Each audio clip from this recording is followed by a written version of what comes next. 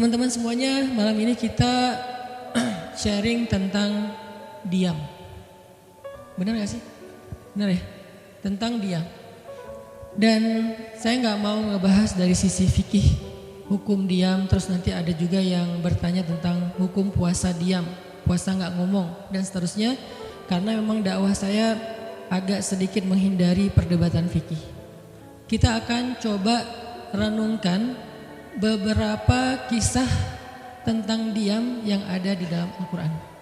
Setidaknya ada 4 atau 5 gitu kisah tentang amazingnya diam itu di dalam Al-Quran. Yang menurut saya nih, setelah saya coba tadabbur beberapa ayat tentang kisah diam ini dalam Al-Quran, ternyata sama, poinnya tuh sama di antara semua kisah. Bahwa diam kalau kita lakukan itu tepat dan kita punya alasan yang jelas, maka diam itu akan menjadi jalan lahirnya keajaiban dalam hidup kita. Jadi jalan munculnya keajaiban dalam hidup kita. Banyak orang yang berbicara untuk membela diri, padahal kalau dia diam, Allah yang bela dia. Kita ngebela diri kadang-kadang gak ngaruh, karena pembelaan diri kita tuh dianggap subjektif. Tapi kalau Allah yang bela dia, Allah punya banyak cara dan Allah menggenggam hati manusia. Sehingga ketika misalnya kita ribut dengan seseorang, setelah kita menjelaskan duduk perkaranya, kita ngejelasin yang sebenarnya terjadi apa, udah cukup diam dan jangan melanjutkan perdebatan. Kenapa? Biar nanti sisanya Allah yang akan beresin. Nah, ini butuh apa untuk bisa kayak gini nih? Butuh iman. Karena kalau kita imannya lemah, kita kayak agak meragukan Allah bakal ngebelain kita. Padahal kita dalam posisi yang benar, mungkin kita akan terus-terusan bela diri. Kita akan tulis panjang sampai di scroll, kita akan narasi dengan kata-kata, kita akan berdebat, kita akan kerahkan semua teman-teman yang bisa ngebelain kita. Kita akan cari semua argumen, kita akan cari semua kesalahan dia dibalikin. Semua cara ini adalah cara orang untuk membela diri dengan cara berucap. Ternyata di Al-Quran Allah pernah menceritakan kepada kita cara membela diri dengan diam. Bahkan kadang-kadang ketika kita membela diri dengan berucap, justru Allah menjauhkan dirinya dari kita. Allah pergi. Kenapa Allah pergi dari kita, berpaling dari kita?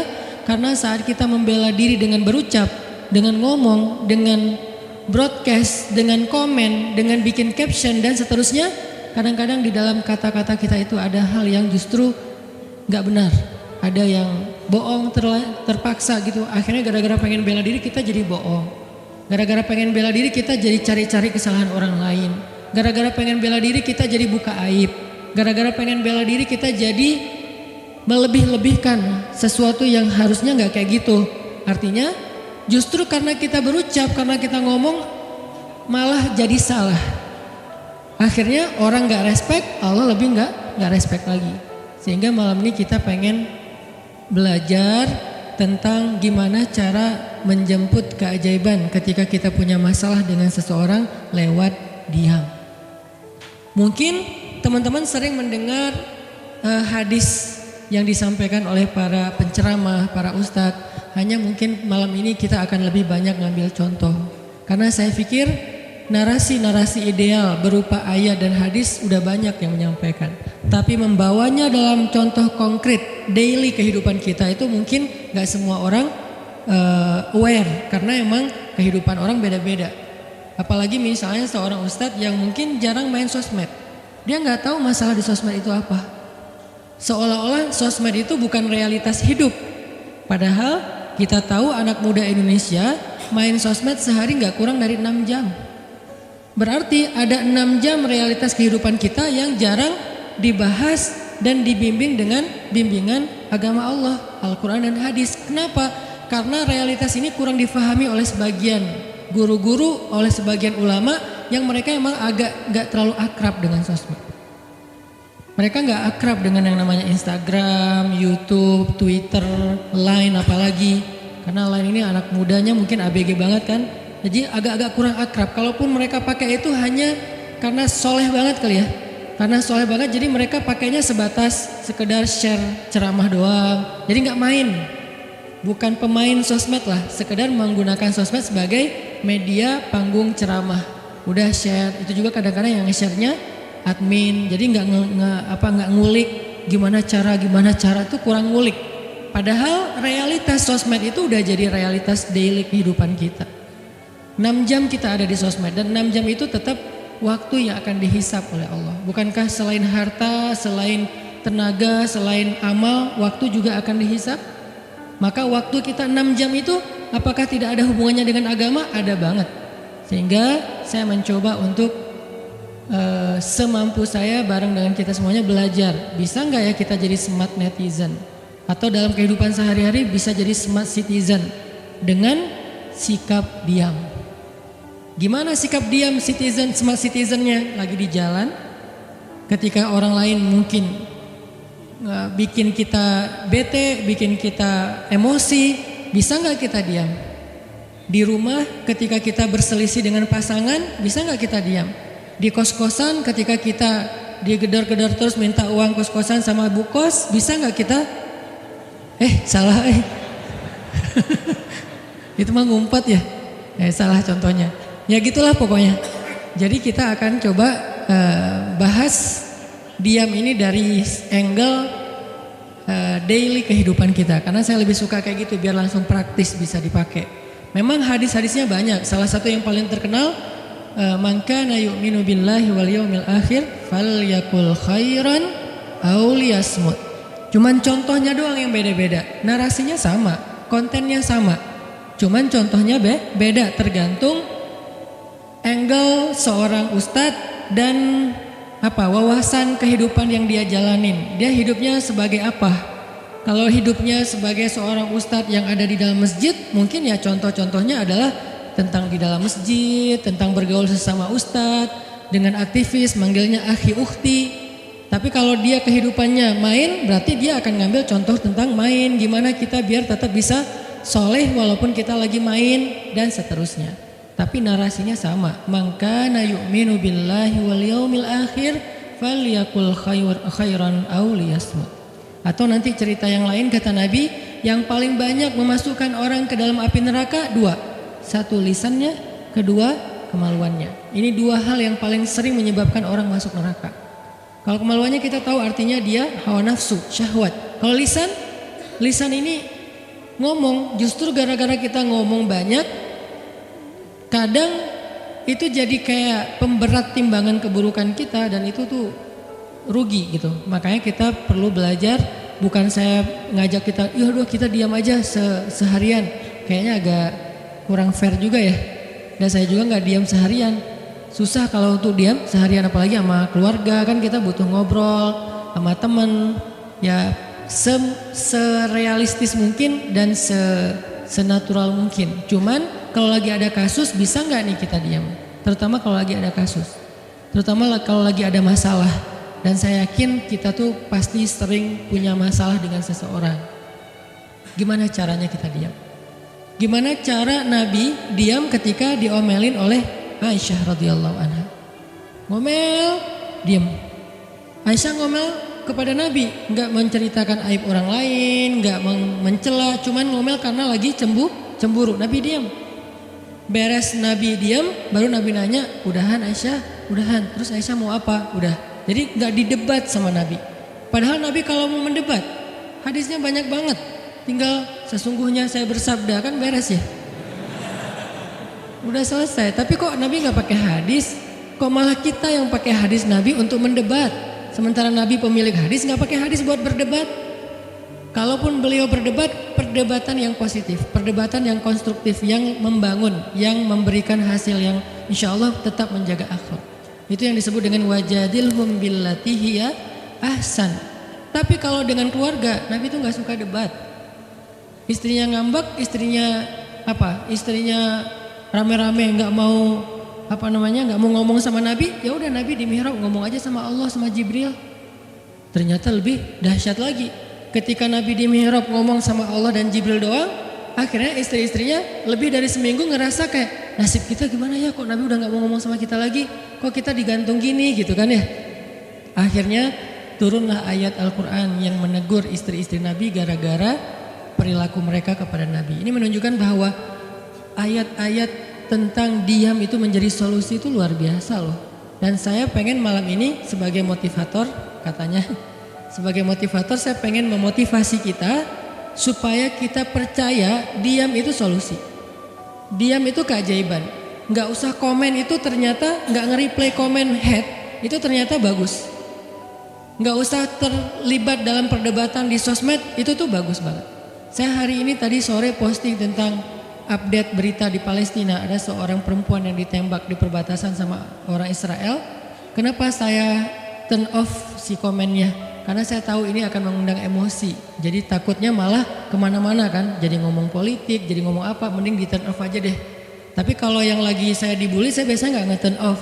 Yang di turn off tuh hal-hal yang sifatnya memunculkan polemik yang semakin melebar. Jadi kurang produktif. Akhirnya kita offin dulu komennya. Tapi saya tetap pengen share itu biar orang update berita dari sana tuh lagi apa. Dan mudah-mudahan saya berharap itu di repost orang banyak, akhirnya jadi minimal membangun awareness masyarakat dunia bahwa Palestina itu layak untuk merdeka. Dari dulu udah layak untuk merdeka sejak mereka dijajah oleh Israel. Itu aja doang sih kampanyenya.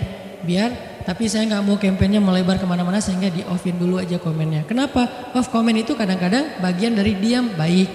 Ngapain juga kita ladenin komen yang macam-macam walaupun mungkin komennya itu ada yang kita berpihak sama dia, sepaham dengan dia, ada yang beda. Tapi tetap aja saya lihat kadang-kadang komen itu berlebihan. Sampai muncul kalimat-kalimat mencela, sampai marah-marah, sampai caps lock tanda seru kan ya. Ini kan nggak nyaman lagi kan kalau udah kayak gini, mending diam. Nah di sini kita pengen belajar, diam itu ternyata ajaib. Diam itu ternyata benar-benar kata orang emas. Diam itu ternyata solusi. Diam itu ternyata pembelaan diri yang paling efektif. Kalau selama ini kita masih percaya membela diri yang paling efektif ngomong. Membela diri yang paling efektif itu bikin postingan. Membela diri yang paling efektif itu bikin caption yang bagus. Membela diri yang paling efektif itu komen. Membela diri yang paling efektif itu minta pembelaan dari manusia. Ternyata mungkin itu benar, tapi ada yang lebih efektif lagi. Membela diri dengan diam. Dan gimana cara membela diri dengan diam sampai mendatangkan keajaiban, itu yang akan kita coba renungkan malam ini. Oke, yang pertama kita akan baca kisah diam di surat Maryam, surat favorit saya. Coba teman-teman buka surat Maryam, surat 19. Di dalam surat ini ada 2 adegan diam. Pertama, adegan diamnya Nabi Zakaria. Yang kedua, adegan diamnya Maryam. Surat 19, surat Maryam ayat 10. Sekaligus kita pengen belajar kalau kita lagi diam pas kita dicerca, ketika kita disakiti, ketika ada masalah dengan seseorang, kalau kita diam kita ngapain gitu kan gitu ya. Enggak diam doang kan, kita ngapain. Nah, di sini kita belajar surat 19, surat Maryam ayat 10 dan 11. Kita tilawah bareng-bareng ya. Saya baca, habis itu teman-teman ikutin. A'udzu billahi minasy syaithanir rajim.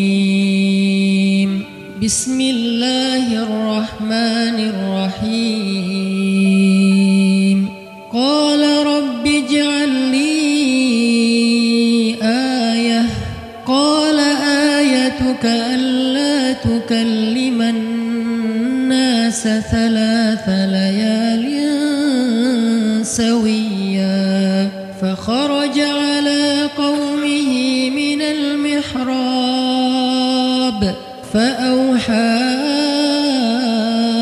إليهم أن سبحوا بكرة وعشيا. Berkatalah Zakaria, Rabbi, berikanlah untukku sebuah pertanda bahwa aku akan punya anak laki-laki. Allah berfirman, tanda-tanda bagimu adalah engkau tidak akan bisa berbicara dengan manusia selama 3 malam berturut-turut. Maka keluarlah Zakaria kepada kaumnya dari mihrabnya dan memberi mereka isyarat supaya mereka bertasbih kepada Allah setiap pagi dan petang. Ini adalah adegan ketika Nabi Zakaria dapat berita gembira akan punya anak laki-laki. Karena Nabi Zakaria berdoa minta anak laki-laki dari sejak nikah sampai usia 80 tahun. Kurang lebih sekitar 50 tahun berdoa. Lama banget, ya Allah beri anak, ya Allah beri anak. Sampai iparnya udah punya anak keren namanya Maryam. Iparnya adalah Imran. Udah punya anak keren banget, cewek, solehah, dari kecil udah beribadah di Masjid Al-Aqsa. Zakaria masih minta anak, ya Allah, ya Allah, ya Allah. Sampai puncaknya Zakaria ngelihat Maryam dapat makanan dari langit. Zakaria datang ke mihrab Maryam, terus di situ udah ada makanan yang bukan dibawa oleh Zakaria. Zakaria nanya, "Anna laki hadza ya Maryam?" Maryam dapat dari mana makanan ini? Kata Maryam, "Huwa min indillah, dari Allah." Kata Maryam. Gimana caranya? Kata Maryam, Allah punya cara sendiri. Allah yarzuqu may yasha bighairi hisab. Terserah Allah gitu. Masya Allah, Masya Allah. Zakaria kagum sama Maryam, langsung pergi ke mihrabnya Zakaria, sholat, dan di dalam sholatnya Zakaria berdoa, hunalika da'a Zakaria rabbah. Di saat itulah Zakaria benar-benar nangis berdoa kepada Allah, ya Allah, Rabbi habli min ladunka dzurriyyatan thayyibah innaka sami'ud du'a. Ya Allah, beri saya anak seperti dia, seperti Maryam. Engkau maha mengijabah doa dan saya enggak pernah berputus asa meminta kepadamu. Udah 50 tahun lebih. Tiba-tiba Allah bilang, ya Zakaria, inna nubasyiruka bi gulam ismuhu Yahya lam naj'al lahu min qablu samiyya. Zakaria, sekarang kami akan perkenankan doamu, kamu akan punya anak, beri dia nama Yahya. Belum pernah ada anak seperti dia yang soleh di muka bumi. Zakaria kaget, walaupun doa, tapi beliau masih berpikir kayak, gimana caranya saya punya anak? Ini kayak tarik-tarikan antara logika manusia dengan iman. Imannya percaya Allah Maha Kuasa, tapi logikanya gimana caranya? Istri saya udah tua, saya juga udah tua. Lalu Nabi Zakaria bertanya untuk biar lebih tenang, supaya logikanya nggak ragu lagi. Kalau imannya udah mantap, tinggal logika. Zakaria tanya, beri saya ij'al li ayah, beri saya bukti tanda gimana cara saya punya anak. Kata Allah, tandanya alla tukalliman nas salasa layalin sawiyya. Kamu tiba-tiba nggak bisa ngomong. Kamu sehat, kamu nggak punya masalah, tapi kamu nggak bisa ngomong. Mau ngomong tuh gak bisa. Kamu bisa tilawah, kamu bisa zikir, tapi kamu gak bisa ngomong. Bisa subhanallah, subhanallah, subhanallah. Bisa alhamdulillahi rabbil alamin. Gak bisa. Jadi baca Quran, kalau ada Quran, tapi dulu kan Taurat ya. Baca Taurat bisa, zikir bisa, hayya ala sholah, kalau azan ada azannya bisa. Pokoknya semua bisa kecuali mau ngomong tuh gak bisa. Masya Allah ya, luar biasa. Kenapa? Karena Allah pengen Zakaria zikir aja 3 hari.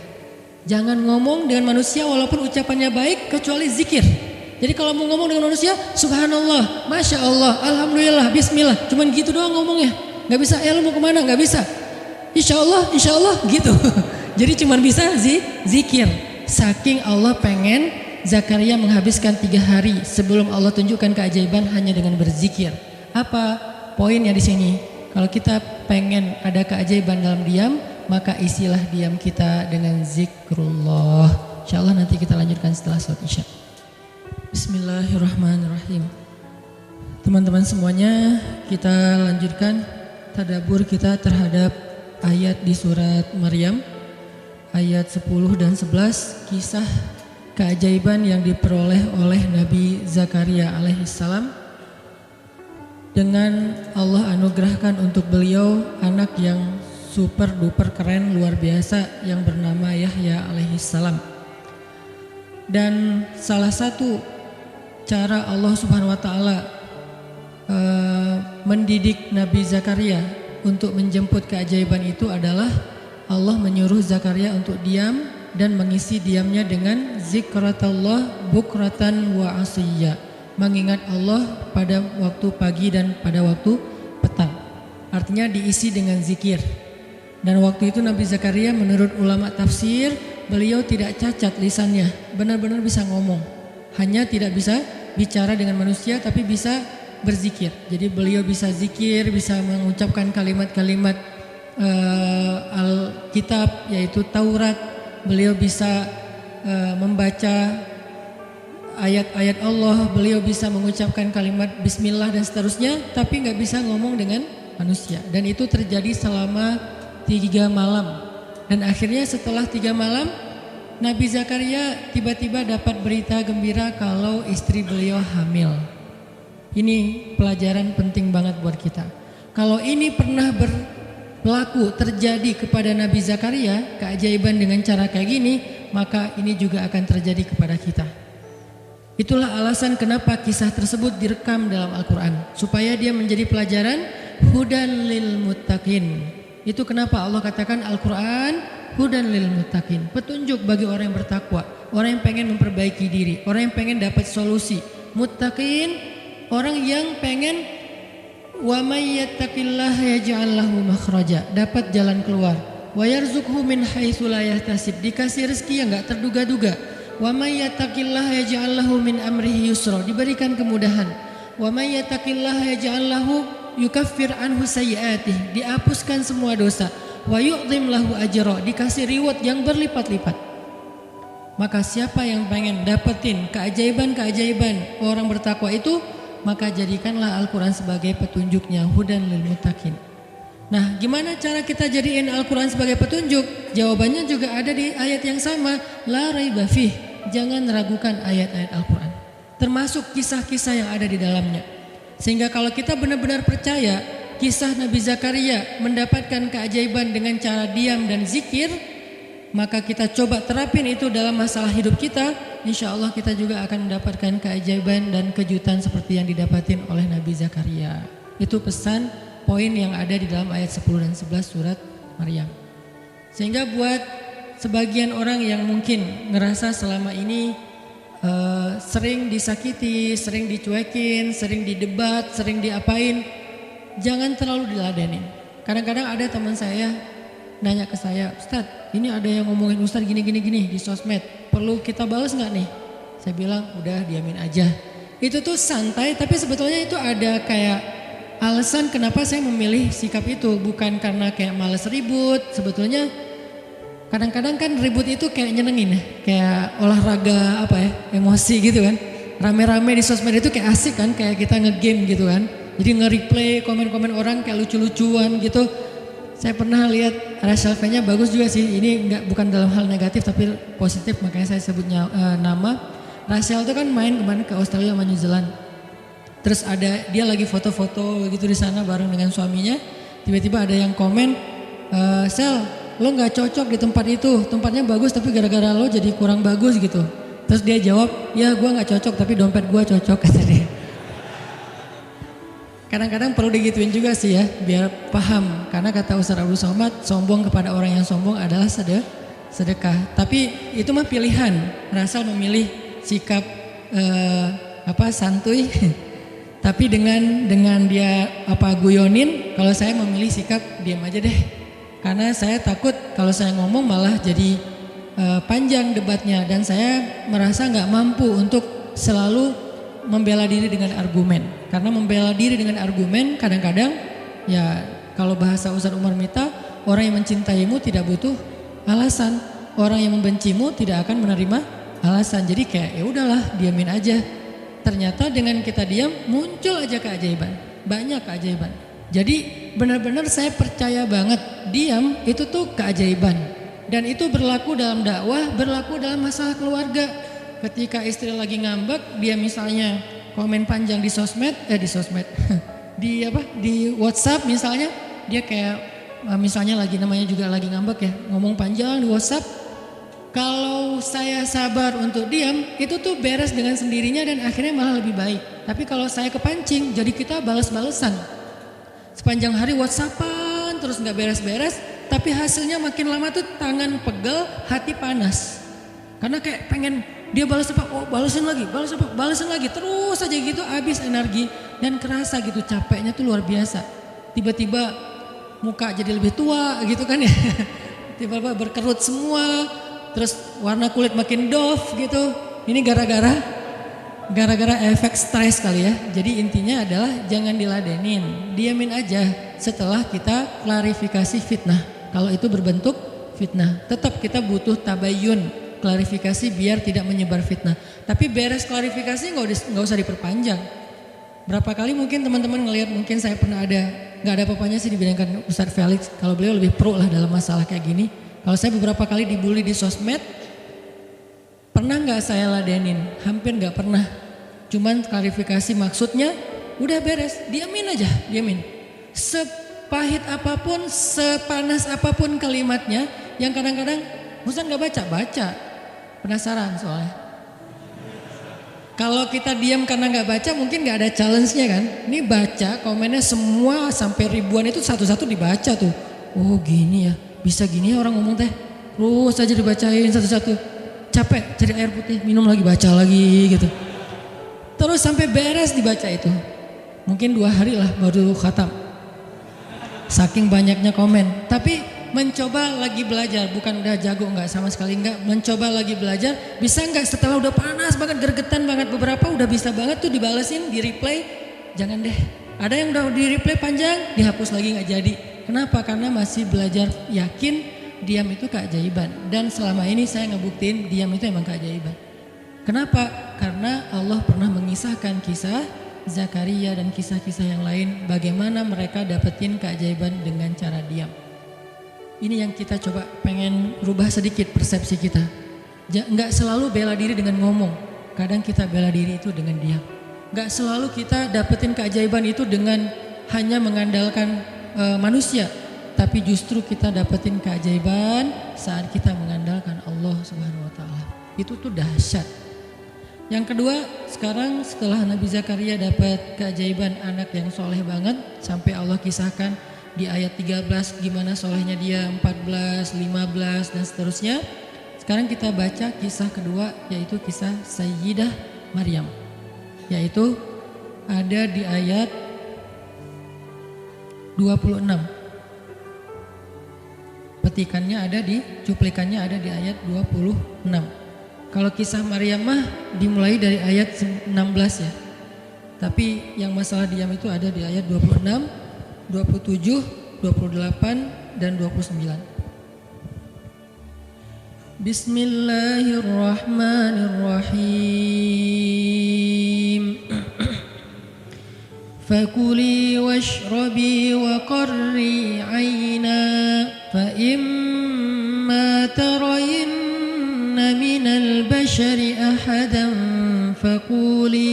فقولي إني نذرت للرحمن صوما فلن أكلم اليوم إنسيا فأتت به قومها تحمله قالوا يا مريم لقد جئت شيئا فريا يا أخت هارون ما كان أبوك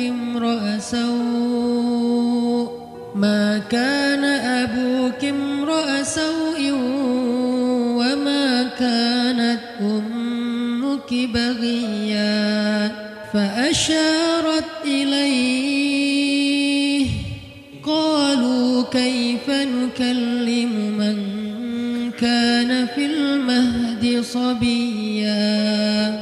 Dan maka makan dan minumlah dan bersenang hatilah engkau wahai Maryam, dan jika engkau bertemu dengan seseorang katakanlah sesungguhnya saya telah berazam untuk berpuasa pada hari ini dan saya tidak akan berbicara dengan manusia pada hari ini. Lalu Maryam pun datang kepada kaumnya sambil menggendong bayinya. Kaumnya berkata, wahai Maryam, engkau datang kepada kami dengan membawa kalau bahasa kita itu pembawa apa istilahnya, sial, apa ya, dengan membawa keburukan. Jadi kayak dianggap pembawa kesialan. Wahai saudari Harun, sesungguhnya ayahmu bukanlah seorang yang nista ataupun pendosa, dan begitu juga dengan ibumu bukanlah perempuan yang hina. Lalu Maryam memberi isyarat, fa'asyarat ilaih, memberi isyarat dengan menunjuk ke arah bayinya. Lalu mereka berkata, bagaimana kami akan berbicara dengan seorang bayi yang masih digendong oleh ibunya, maksudnya masih terlalu kecil. Ini adalah cuplikan adegan Maryam ketika baru pulang kampung. Jadi ceritanya di ayat sebelumnya, ketika kandungan Maryam semakin besar dan nggak bisa disembunyikan dari penglihatan manusia, Maryam pun pergi menjauh ke sebuah tempat yang tidak ada siapa-siapa. Fahamalathu fantabadat bihi makanan qasiyya. Dia menjauh, mengucilkan diri ke tempat yang gak dilihat oleh siapa-siapa sampai melahirkan. Jadi kurang lebih sekitar 3 bulan 4 bulan Maryam gak ada di Al-Quds, gak ada di di Masjidil Aqsa dan sekitarnya. Dia pergi mengasingkan dirinya supaya tidak ada yang menghujat Maryam karena ngelihat perutnya sudah semakin besar dan dia gak punya suami. Setelah melahirkan, akhirnya Allah perintahkan Maryam untuk pulang. Setelah Allah ngasih makan, minum dan kebahagiaan buat Maryam, fakuli washrobi wa qarri aina, dengan adegan korma yang menjatuhkan buah-buah rutab dan seterusnya, pulanglah Maryam. Nah, Maryam tahu ketika dia pulang dengan membawa bayi, dia pasti akan dihujat, dicela, dicaci maki, dibuli oleh kaumnya. Lalu Allah memberi kepada Maryam bekal. Gimana cara ngadepin yang kayak gitu-gitu? Kata Allah, kalau kamu ketemu manusia, ketemu orang-orang, ketemu kaummu, bilang ke mereka, saya tidak berdebat hari ini. Saya nggak akan berdebat. Jadi dia tetap bisa ngomong, tapi dia bilang, saya nggak akan berdebat. Saya nggak akan bicara dengan siapapun hari ini karena saya sudah bernazar untuk diam. Bilang kayak gitu kepada kaummu. Maka fa'atat bihi qaumaha tahmiluh. Maka datanglah Maryam kepada Al-Quds, kepada kota Al-Quds dengan membawa bayinya yang digendong. Datang. Baru dari ujung kota kelihatan Maryam, muncullah orang-orang Bani Israel semuanya rame di pasar-pasar mereka, semuanya menghadang Maryam. Maryam tiba-tiba dihadang di gerbang kota Al-Quds. Gak boleh masuk kota Al-Quds. Tadinya ada yang satu orang lihat, Maryam, langsung dia datang ke kota, dia umumkan ke semua orang, wahai Bani Israel, perempuan yang hina yang kita cari-cari sekarang sudah datang membawa bayi haramnya, membawa bayi selingkuhnya, membawa bayi hasil zinanya. Akhirnya orang-orang yang ada di Masjidil Aqsa, yang ada di rumah-rumah, yang ada di pasar, semuanya berkumpul di depan gerbang kota, menghalang Maryam masuk. Kebayang gak perasaan Maryam? Padahal dia itu lahir di situ, dia beribadah di situ, ayahnya orang situ, ulama pula, pamannya Nabi pula di situ, tapi dia sekarang dihadang oleh semua penduduk Al-Aqsa, penduduk Al-Quds, Bani Israel. Ketika Maryam mendekat, mereka mengatakan, "Ya Maryam, laqad ji'ti syai'an fariyya." Ini bahasa Al-Quran. Kalau aslinya lebih tercela daripada ini, karena ini bahasa Al-Quran yang tinggi, Allah menggunakan bahasa simbolik saja. Yang terjadi, mereka mencela Maryam. Mereka bilang, Maryam kamu pembawa sial, Maryam kamu perempuan hina, Maryam kamu tukang zina, Maryam kamu selingkuh, Maryam kamu ternyata pelakor, segala macam. Kebayang gak seorang perempuan yang mulia dituduh dengan kata-kata kayak gini? Sedih, pengen jawab, pengen bilang, saya ini gak pernah berbuat dosa, ini nih Allah yang ngasih kepada saya gak punya suami dan saya diberikan anak yang suci dan segala macam. Enggak. Tanya kepada Zakaria kalau nggak percaya, saya punya buktinya segala macam. Nggak usah, diam aja. Maryam bisa ngomong kalau mau.